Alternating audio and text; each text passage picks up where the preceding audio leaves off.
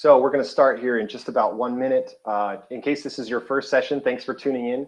This is the LDS Beta Readers online writing conference, the first of hopefully many. We're excited to hear from all the other presenters today. Each of the presentations will end with about 10 minutes left on the hour, so you can take a break, do the things you need to do.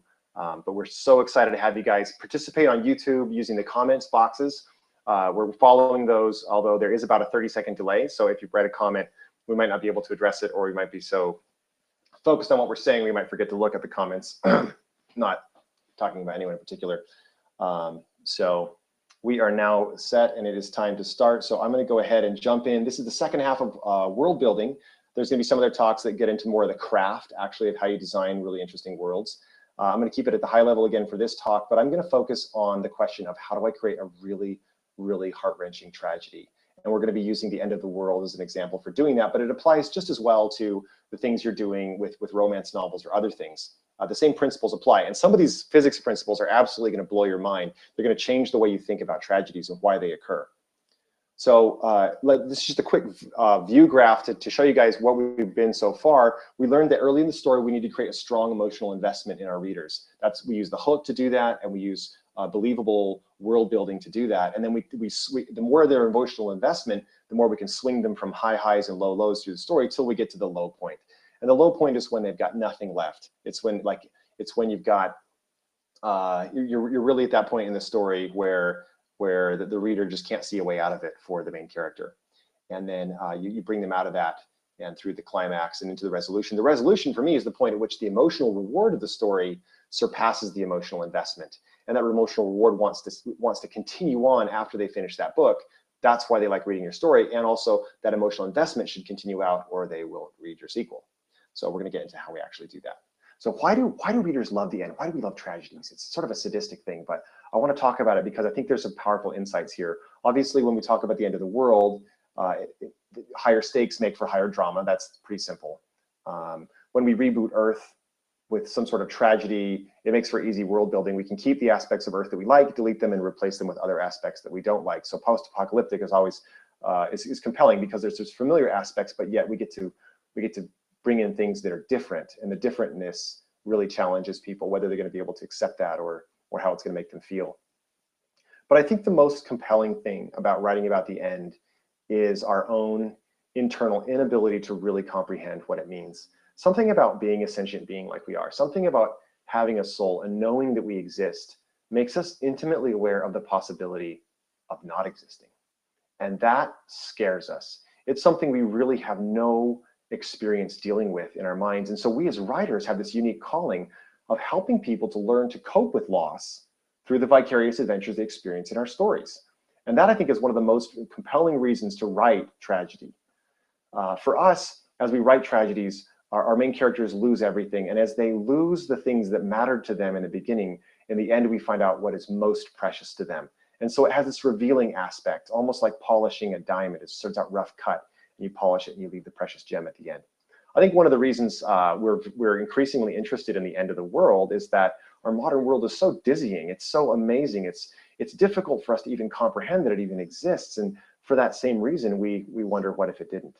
And so we find the stories about the collapse of society to appeal to that side of ourselves that doubts. And that's natural. And also, I think it's just incredibly compelling to have a chosen one save us from the end of the world. That's something that's always going to be a great story. So I'm going to step back and take my job here. They asked me to use my experience as a scientist to teach you guys something cool. So this is really going to blow your mind. So we understand from our early days in high school, whatever, that things tend to disorder. Your shoes don't tie themselves. Your room doesn't clean itself. There's just so many more ways for things to be disordered than ordered. If you move things around randomly, you're going to get disorder. So this is called the second law of thermodynamics, and disorder is called entropy. So entropy always increases through natural processes. So people wonder, well, wait a minute. If entropy always increases, where do organized things come from? Where do things that are actually beautiful and organized come from? Where do trees come from? Where does a snowflake and all of its beauty, its organization come from? Look at this hurricane. If you haven't ever studied hurricanes, absolutely fascinating. This is a beautiful, beautiful creation. It is immensely complex in all of its details, the patterns, the circulations, everything. So how do these things arise? Well, in the last 20, 30 years, we've learned a lot about complexity theory. And we understand that nature finds the fastest way to dissipate any available energy.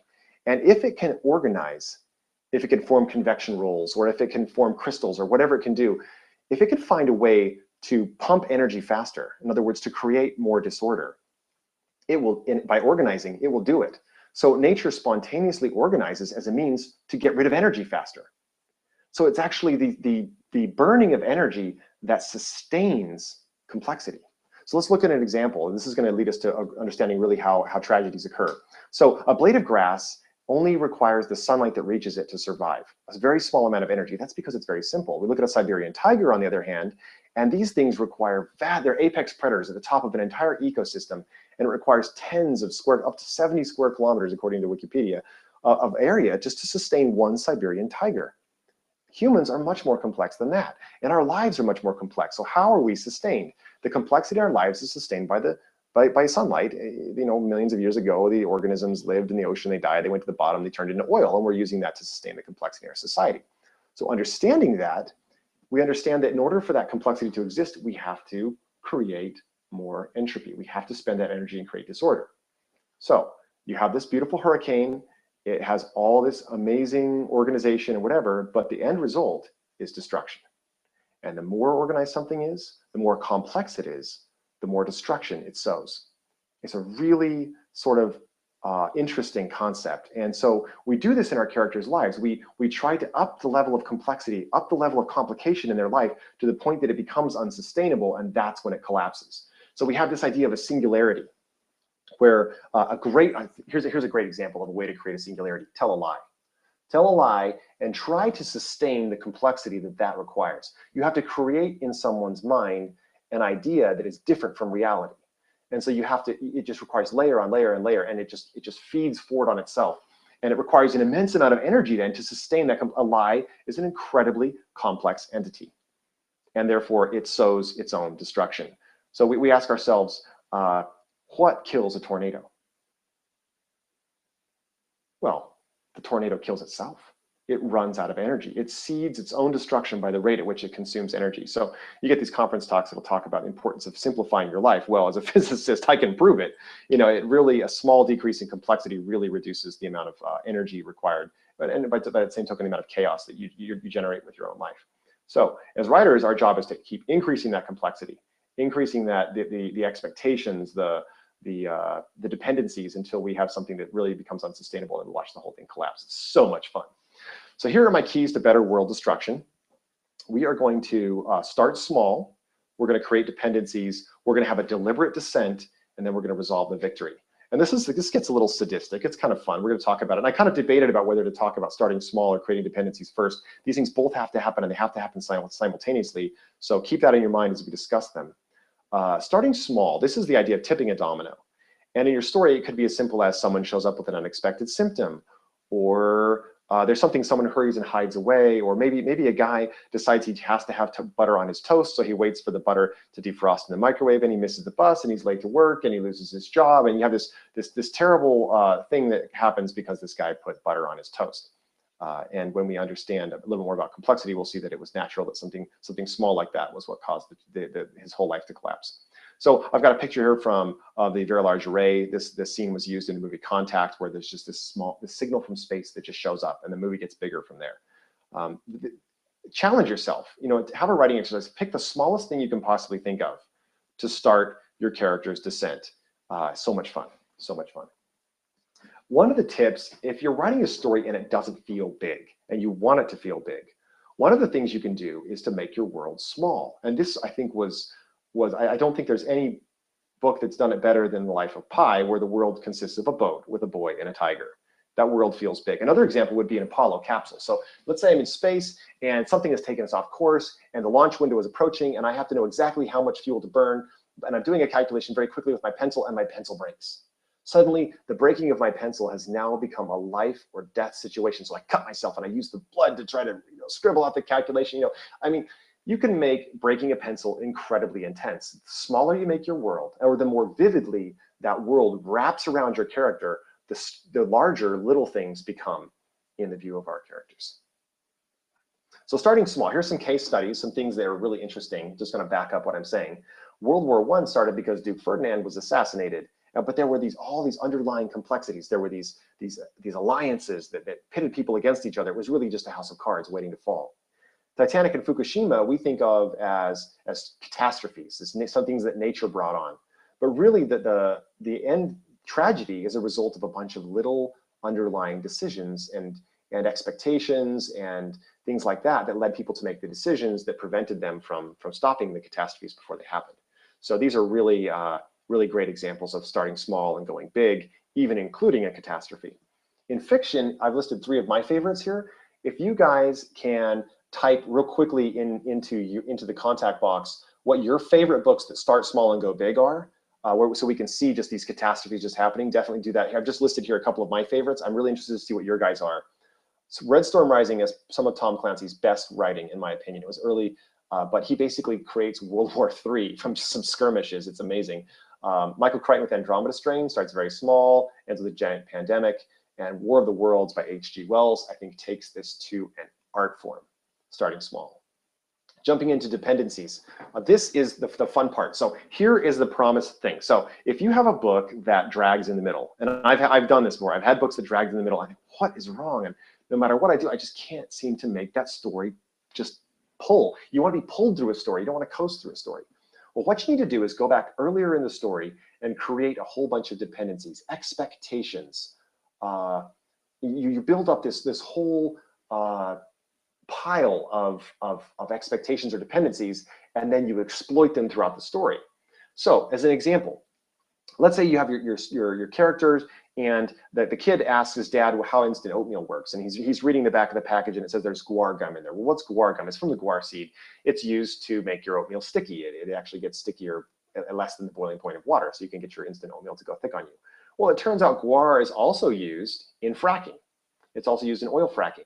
And so if, for instance, later, we learned that early in the story, that the whole fracking industry is based on this little seed that's also used to make your oatmeal. And then there's some like war or something in another third world country where they get the guar seed from, then suddenly the fracking stops, the oil prices go through the roof, and suddenly we have a giant economic collapse all because of guar. But we set that up earlier in the story, so that, and the main character is going to mention, you know, the Congo or wherever they're growing this guar. And so then as the chaos heads in the direction of the Congo, we now are really scared because of this underlying dependency that was highlighted earlier in the story. So build your house of cards, build in those first 2-3 chapters, build. Set your character up for failure, give them expectations they're never going to be able to meet, and then yank the bottom card out and watch everything collapse. Every dependency that on your character that you can create, or every dependency, everything that your character depends on, is something now that you can pull away from them. And the more aware readers are of that, the more compelling that's going to be. So now I want to jump into how to engineer a truly pitiful tragedy. The right way to end the world is not just sending a meteor and smashing the Earth. From the perspective of someone trying to write a compelling tragedy, the right way to end the world is to tell everybody that the world is going to end in 1 year, 3 months, 2 days, and then watch what happens. That's the fun part. The panic, the disorder, the expectations, people dealing with the emotions of not knowing, that they can't escape it. And you can't blow up big asteroids. Gravity just pulls them back together. I mean, you're just gonna die, right?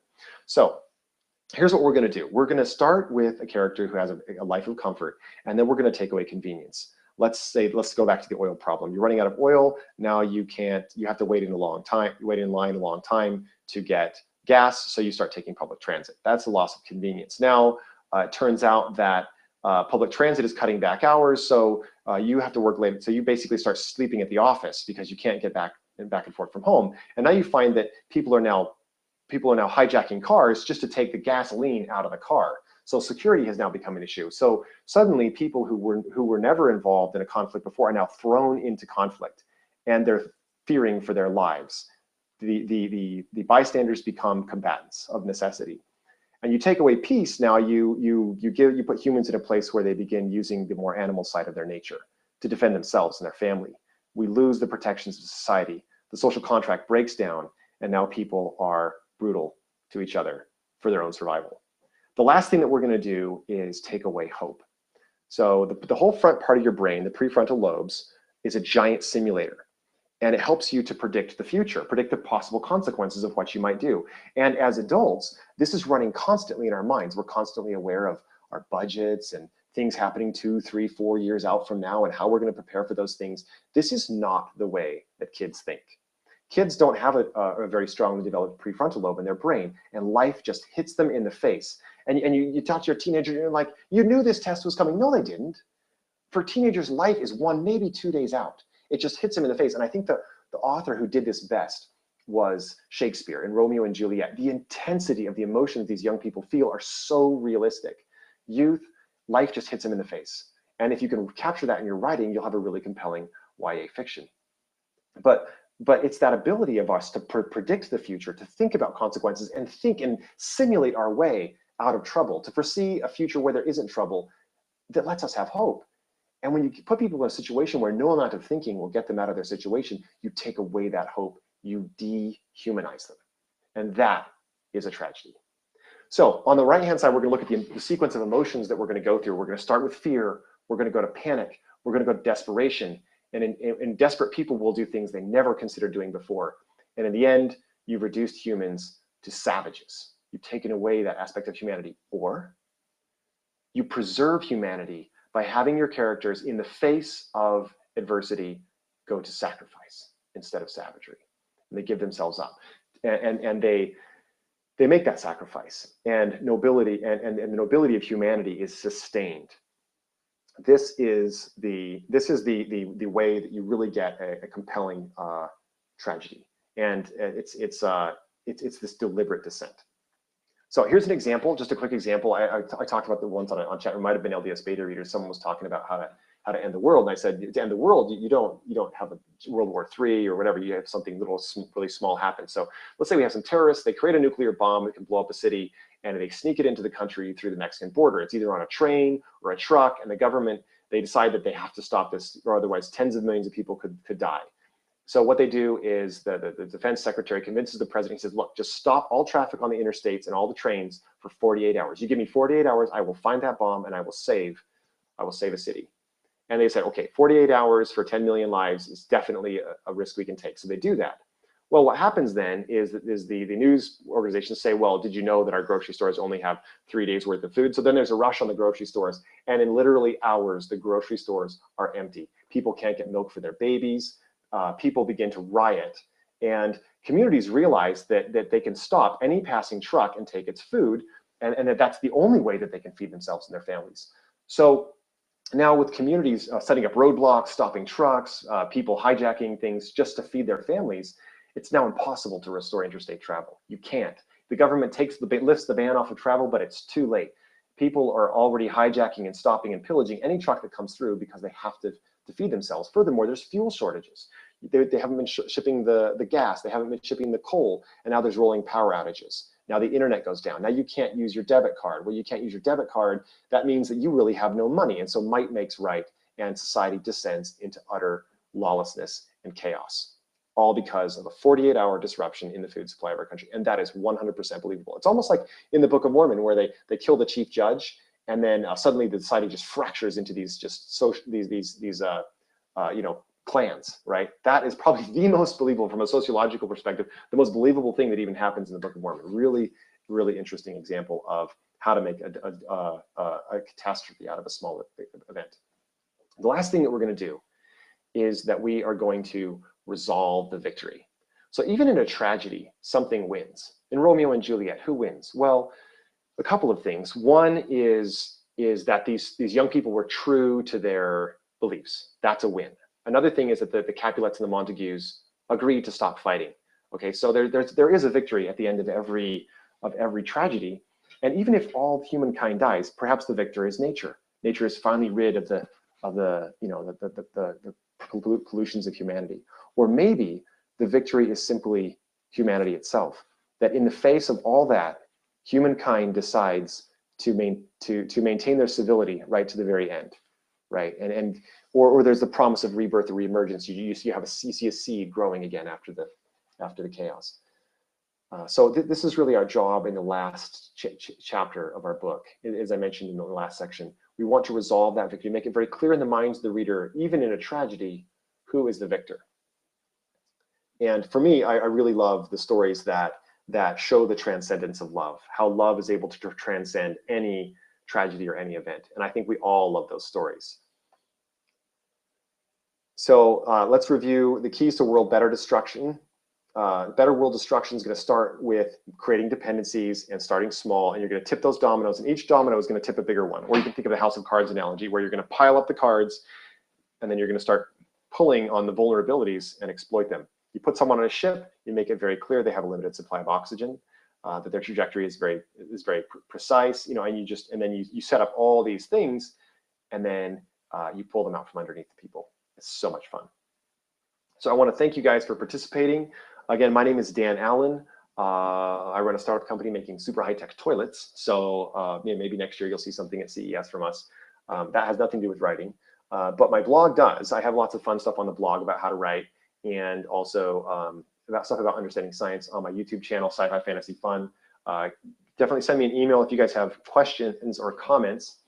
So I'm going to look back through the comments. We have people mentioning The Martian as an example of dependencies. I love that as an example. Contagion. Oh yes, that's a good one. So I'm reading some of these other comments from the readers. The Newsflesh trilogy, Mira Grant does this Shattered Society really well. So there's good examples here. I think we've seen a lot of dystopian stuff. But I think what makes things most compelling again is showing us the survival of humanity and all about that. So definitely follow me, check out, hopefully have some good announcements in the next few weeks about an acquisition of a science fiction series. So again, thank you guys for your attention. I'm going to sign out, and I'm going to join you guys watching the next session, which starts at 9:30. This is going to be the admins and the organizers of the conference talking about LDS Beta Readers and the conference. So that will be exciting. So we'll talk to you guys later.